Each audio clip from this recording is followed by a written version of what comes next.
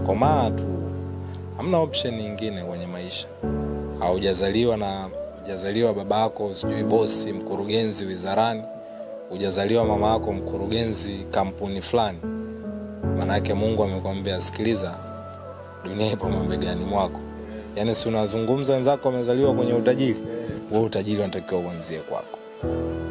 Yaani kuna wengine wenzetu wamezaliwa wanatakiwa wakarithi kampuni. Kuna wenzetu wamezaliwa mama ni bosi sehemu fulani, ana cheo kikubwa, ni mtoto wa bosi. Kuna wenzetu wamezaliwa hajui shida, ni amezaliwa hospitali kali, kila kitu kikali.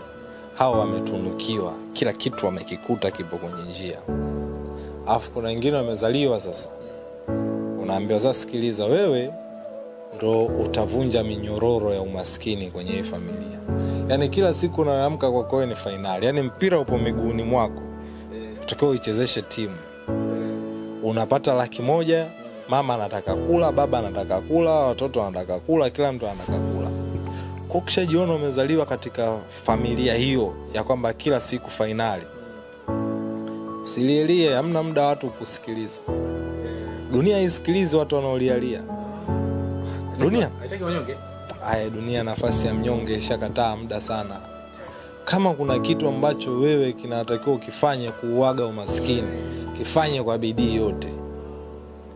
As long as kwamba tunauagana na umaskini, kwamba kesho tutaishi vizuri, fanya kwa nguvu zote.